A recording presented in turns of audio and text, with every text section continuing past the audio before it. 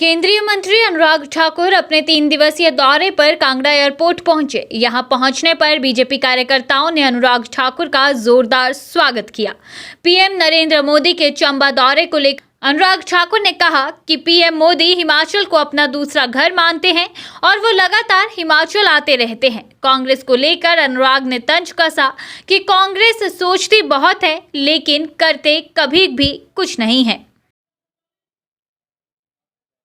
माननीय प्रधानमंत्री जी हिमाचल प्रदेश को अपना दूसरा घर भी मानते हैं और जिस तरह से पिछले 8 वर्षों में हिमाचल को विशेष राज्य का दर्जा देना हो या फिर एम्स, पीजीआई या medical college, hydro engineering college से लेकर आईआईएम और बाकी सेंट्रल यूनिवर्सिटी तक बहुत बड़ी देन प्रधानमंत्री नरेंद्र मोदी जी की है।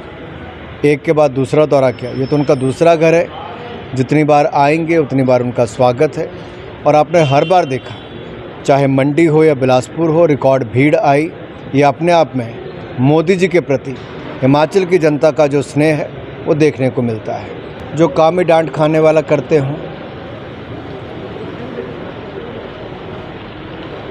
और इसको हल्के में लेते हों कि भ्रष्टाचार के नाम पर जो आंदोलन करते थे आज भ्रष्टाचार के दलदल में डूबे हैं। अरविंद केजरीवाल जी की सरकार, उनके नेता, उनके मंत्री एक नहीं एक के बाद दूसरे स्कैम में पाए जाते हैं। चाहे स्वास्थ्य मंत्री हो या शराब मंत्री हो, वहाँ पे भी नहीं चला तो अब बिजली में भी कोई कसर खाने की नहीं छोड़ी। मैं चाहता हूँ कि कांग्रेस अपनी वो सारी लिस्ट जारी कर दी जो उनके सोचो विचार में आज भी हैं।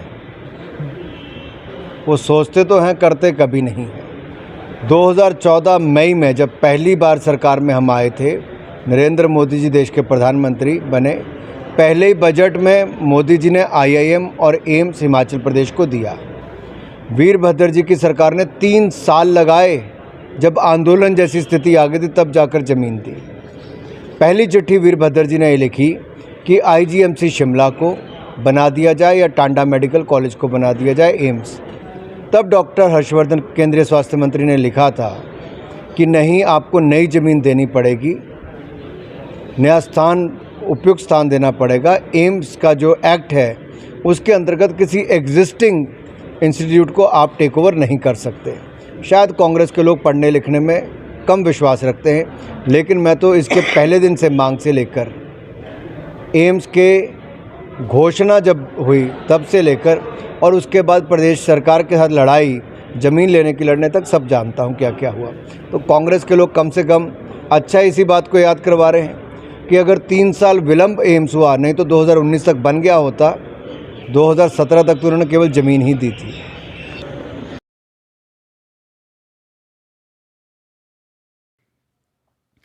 कांग्रेस नेताओं द्वारा बार बार महामहिम राष्ट्रपति द्रौपदी मुर्मू के अपमान को लेकर केंद्रीय मंत्री अनुराग ठाकुर ने कहा कि जिनके संस्कार जैसे होते हैं वो उतनी ही बात करते हैं।